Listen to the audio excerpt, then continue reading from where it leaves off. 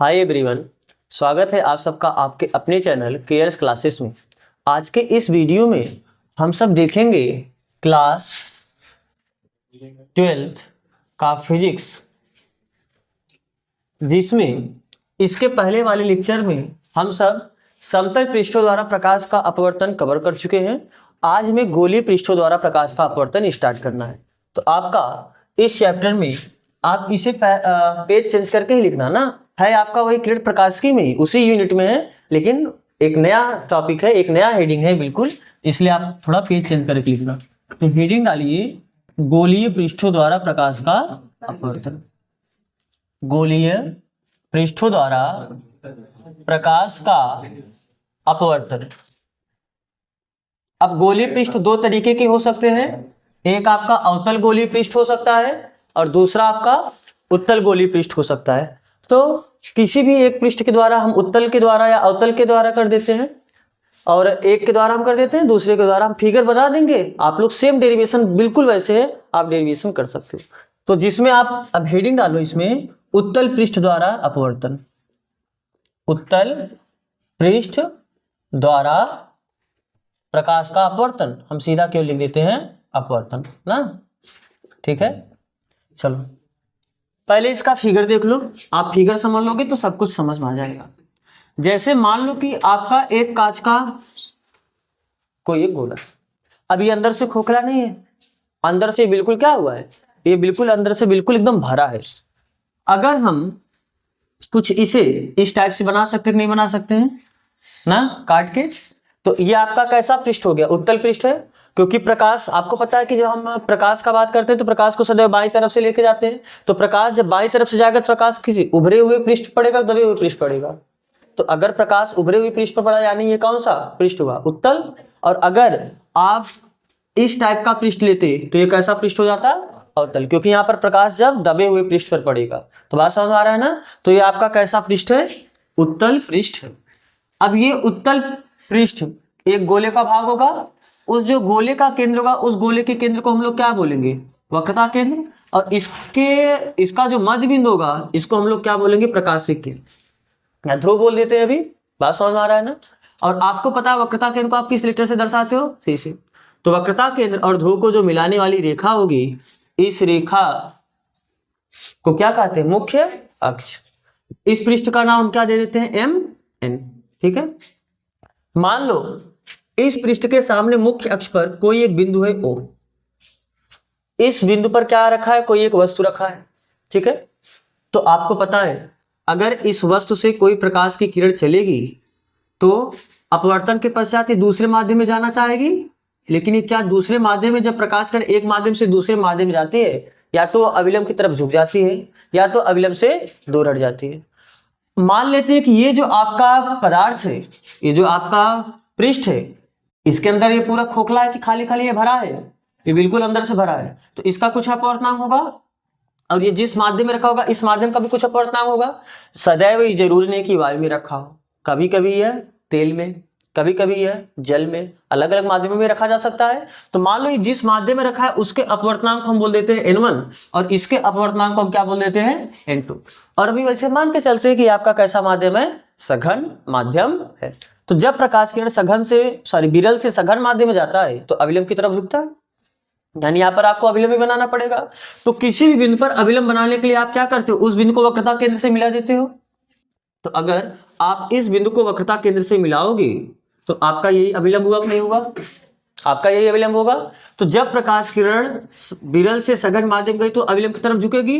तो हो सकता है कि यह प्रकाश किरण कुछ इस तरीके से क्या हो, अविलंब, देखो जाना चाहिए था उधर, ये अविलंब की तरफ झुका तो वो ऐसे जा रहा है। बात समझ आ रहा है। तो आप इस प्रकाश, अगर कोई आदमी, या ये प्रकाश कहां से पीछे आता हुआ दिख रहा होगा, ये प्रकाश किरण को अगर आप पीछे बढ़ाओगे, आप इस प्रकाश किरण को यदि पीछे बढ़ाओगे तो हो सकता है कि कुछ ये ऐसा दिखे।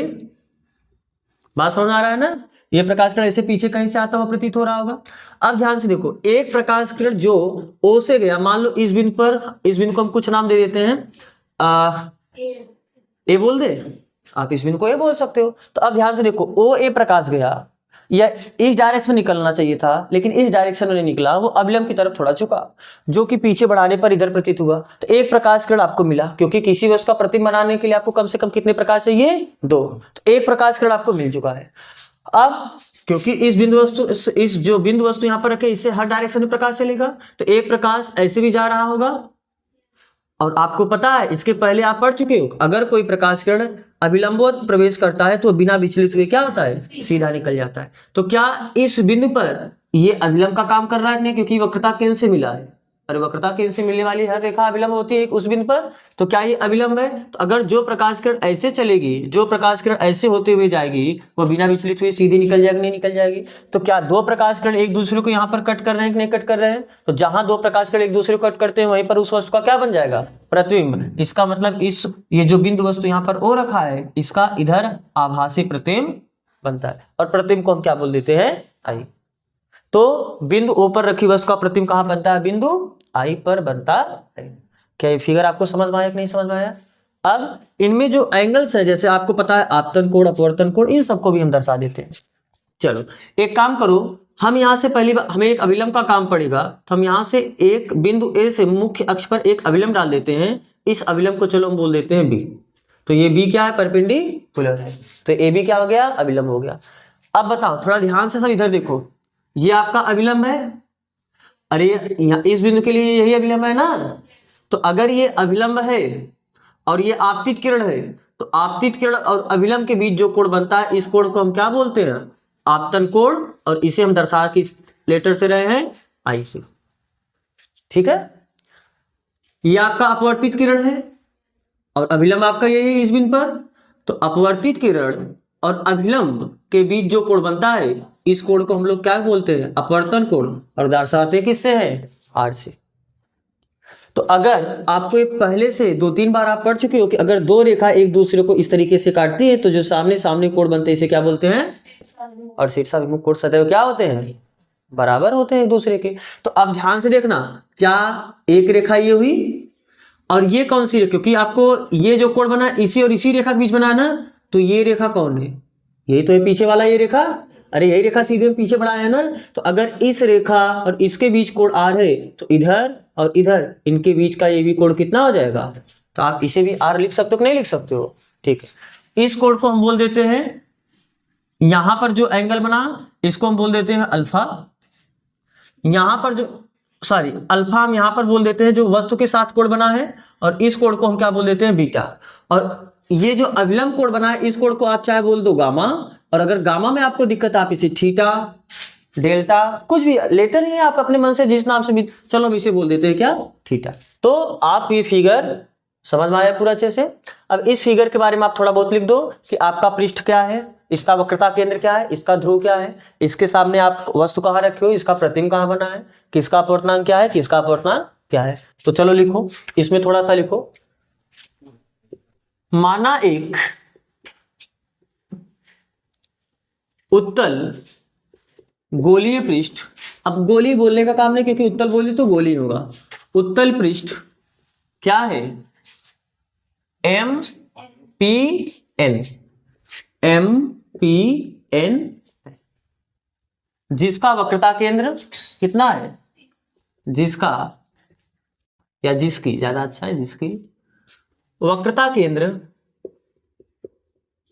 जिसकी वक्रता केंद्र C तथा ध्रुव P है।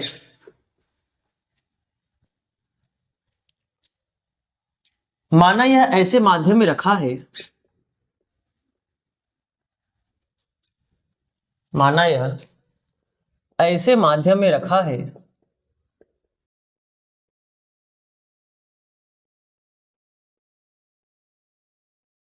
जिसका अपवर्तनांक, जिसका अपवर्तनांक n1 है, तथा पृष्ठ का अपवर्तनांक, अपवर्तनांक n2 है। ठीक है,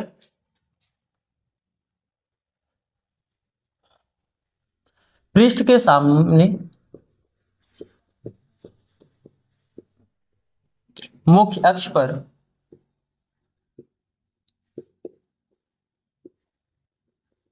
बिंदु O पर एक बिंदु वस्तु है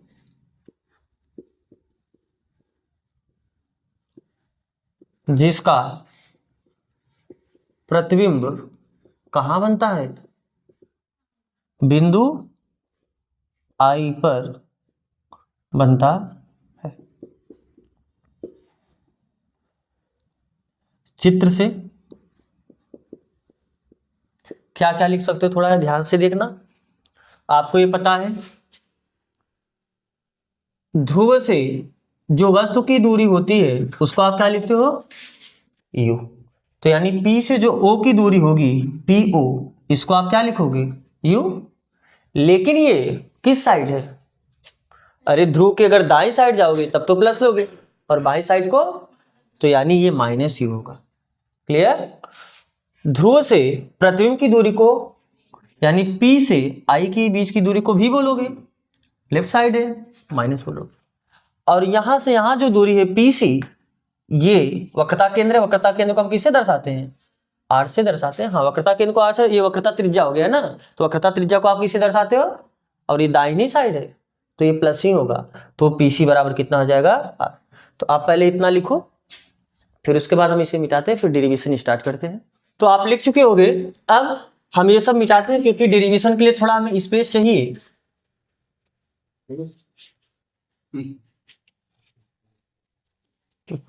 चलो अब ध्यान से देखो, आप क्या यहां पर दो त्रिभुज देख रहे हो?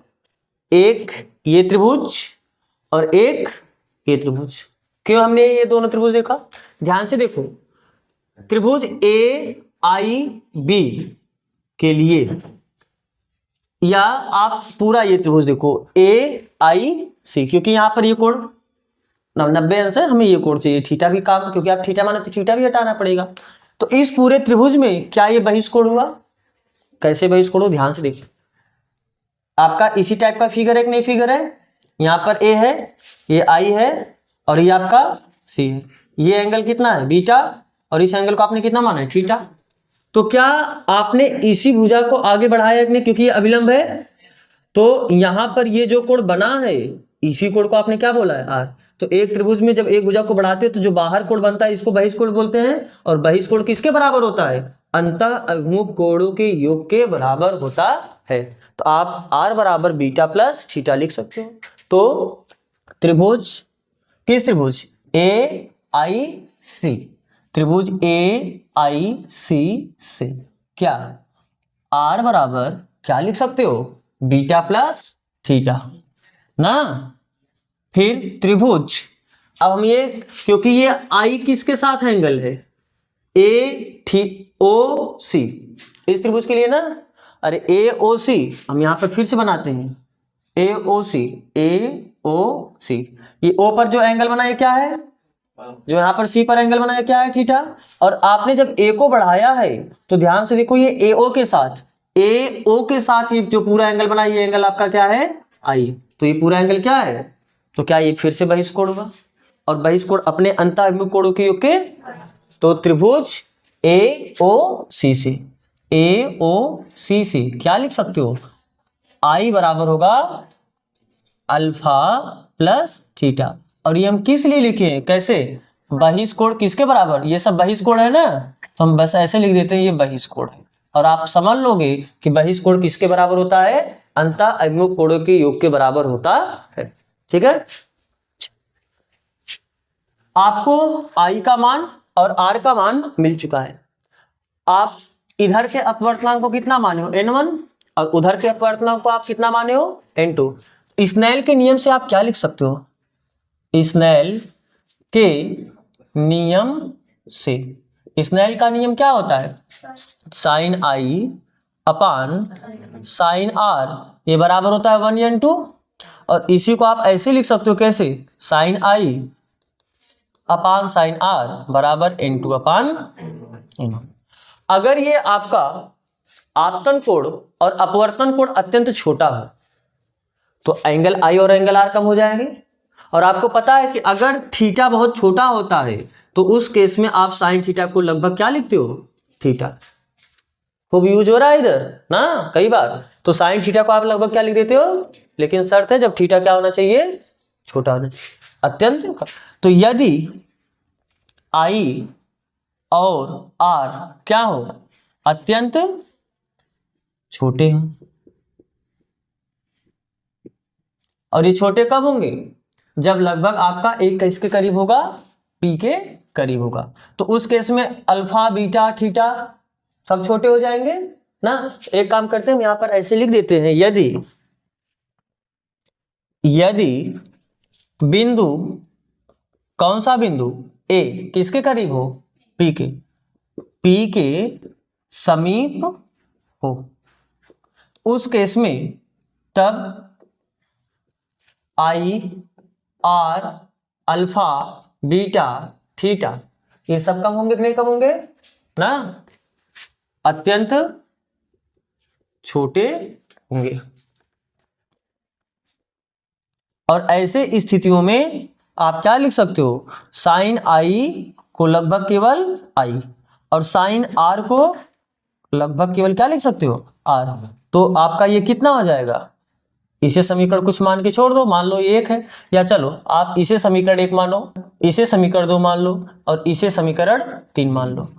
तब समीकरण कितने से, 3 से। समीकरण 3 से क्या लिख सकते हो, साइन आई की जगह कितना, आई, और साइन आर की जगह कितना, और ये बराबर कितना, n2/n1। तो क्या हम क्रॉस मल्टीप्लाई कर सकते हैं, इसका गुणा इधर करोगे कितना हो जाएगा, n1i, और जब इसका गुणा इधर करोगे तो कितना आ जाएगा, n2। क्या आई और आर का मान जानते हो, देखो समीकरण 1 और 2 से आप इसको कुछ नया समीकरण मान लो ये 3 है, आप इसे मान लो कितना 4। तो समीकरण 1 2 और 4 से क्या लिख सकते हो, n1 आई की जगह कितना लिख सकते हो, alpha plus theta, n2 are की जगह देख के बताओ कितना है, बीटा प्लस थीटा। ठीक है, तो थोड़ा इसका गुणा कराओ, n1 alpha plus n1 theta बराबर प्लस n2 थीटा। देखो हम थीटा वाले को एक साइड कर दे रहे हैं, ठीक है, तो आप इसे ऐसा लिख सकते हो कि नहीं लिख सकते हो, n1 अल्फा और ये जो n2 बीटा है प्लस इधर आकर क्या हो जाएगा, माइनस n2 बीटा बराबर कितना हो जाएगा, n2 theta minus n1 theta. ठीक है, ये आपका n हम यहां ऊपर लिख दे रहे हैं। तो कितना हुआ, this implies that n1 alpha minus n2 beta, ये किसके बराबर हुआ, थीटा कॉमन ले सकते हो, अगर थीटा कॉमन लोगे तो n2 माइनस n1 और हमने थीटा ले लिया कॉमन। अब आपका काम बस इतना है, अल्फा बीटा और थीटा का मान निकाल के इसमें रखना है। तो इसमें रखना है तो हम इसको कुछ समीकरण मान लेते समीकरण नंबर 5। तो कैसे निकलेगा अल्फा बीटा और थीटा का मान, ये जो आपका ए बी है हम इसे बोल देते हैं कितना, मान लेते हैं इसकी ऊंचाई कितनी है, h है। तो क्या यहां से इस त्रिभुज में आप tan अल्फा लगा सकते हो, आप इस पूरे त्रिभुज में tan बीटा लगा सकते हो, और आप इस त्रिभुज में tan थीटा लगा सकते हो। तो tan alpha tan beta tan theta, क्यों tan लगाया, साइन नहीं लगाया, काश क्यों नहीं लगाया, क्योंकि हमने इसके हाइट को क्या माना है, h, और जब आप इस त्रिभुज को लगाओगे तो सामने वाला लंब हुआ और ये तो आधार होगा, और आपको ये u है ना, अरे वस्तु की दूरी u ही तो है, तो आपको लंब और आधार मालूम है, तो लंब और आधार से tan मिलता है। बात समझ में आ रहा है ना। तो हम इस त्रिभुज में क्या लगाएंगे, तो किस त्रिभुज से, या सीधा बता दो, चूंकि tan अल्फा बराबर क्या लिख सकते हो, बताओ ध्यान फिगर से देखो, बताओ tan थीटा बराबर क्या होता है, लंब बटे, और अभी अच्छा एक बात ये बताओ आप, क्योंकि सभी एंगल्स तो छोटे छोटे हैं, अगर एंगल कम है तो जो tan अल्फा है, tan अल्फा ये किसके बराबर होगा, अल्फा के ही बराबर होगा, यानी अल्फा और tan अल्फा एक ही चीज होगा। तो बताओ tan अल्फा बराबर कितना हुआ, लंब बटे, तो अल्फा के सामने वाला लंब यानी h, और ये आपका हुआ आधार यानी PO।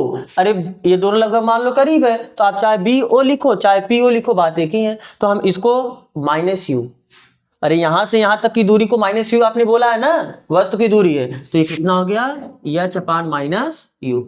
फिर बीटा बराबर किसके होगा, टेन बीटा के ही होगा।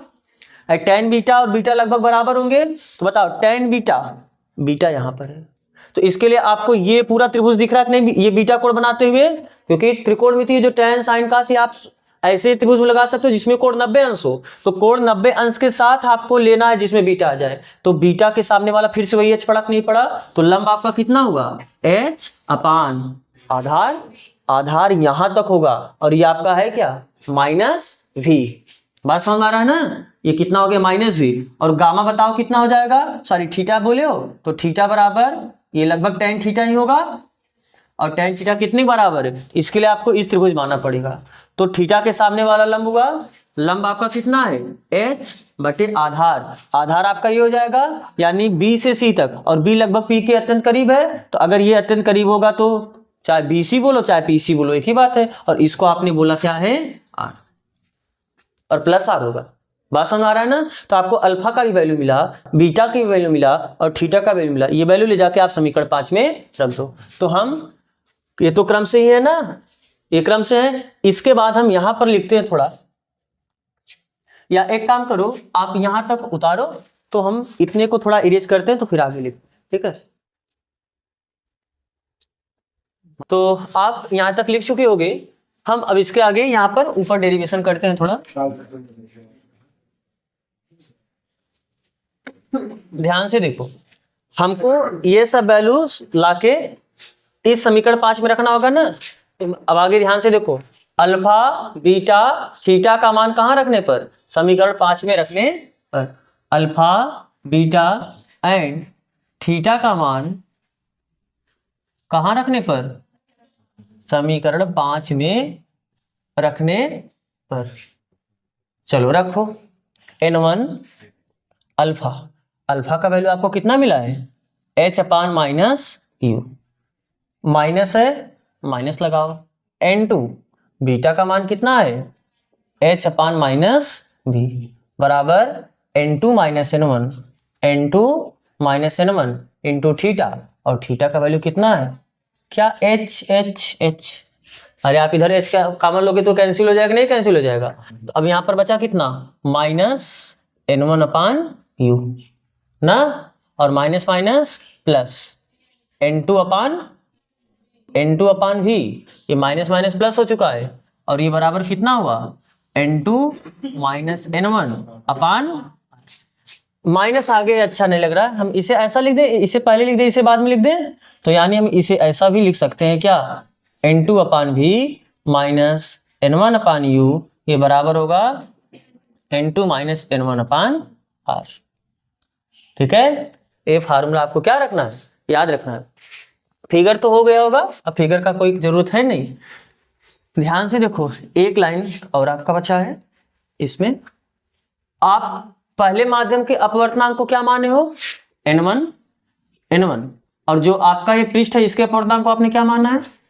तो अगर पहले माध्यम के सापेक्ष दूसरे माध्यम के अपवर्तनांक लिखना होगा, तो पहले माध्यम के सापेक्ष दूसरे माध्यम का अपवर्तनांक, यानी अगर हम सिंपल n, अरे 1 n2 इसी को हम सीधा n लिखते नहीं लिखते हैं, तो n क्या होता है, पहले माध्यम सापेक्ष दूसरे माध्यम का अपवर्तनांक, और ये हो क्या जाएगा, n2 अपान n1।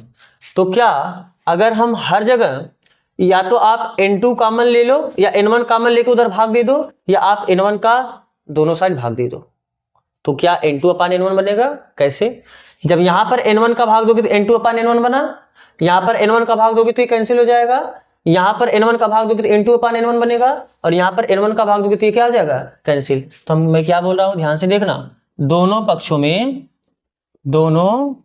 पक्षों में किसका भाग दे रहे हैं, n1 का भाग देने पर।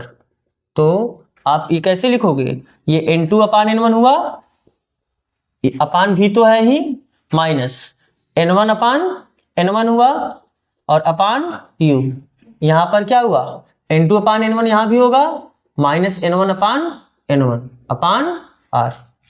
ठीक है, तो ये क्या हो जाएगा, this implies that n2 upon n1 upon v, minus ये तो कैंसिल होके 1 अपान, ये क्या हुआ n2 upon minus 1 upon R ना। तो आप लिख सकते हो चूंकि n बराबर 1n2 आप इस लिखते हो और इसी को आप क्या लिखते हो n2/n1। तो दिस इंप्लाइज दैट, अब इसको क्या लिख सकते हो, जहां n2/n1 है वो क्या है n, और यहां पर n है क्या, आप लिख सकते हो क्या, यदि पहले माध्यम के सापेक्ष दूसरे माध्यम का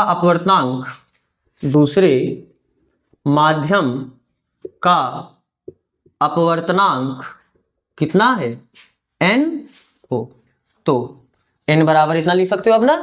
तो ध्यान से देखो, तो क्या हो जाएगा n2/n1 को आप क्या लिखोगे n, तो कितना हो जाएगा n/v माइनस 1/u।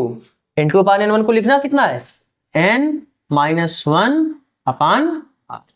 आप ये फार्मूला भी याद रखना, ठीक है। n2/v माइनस n1/u बराबर n2 माइनस n1/r, या n/v माइनस 1/u बराबर n माइनस 1/r।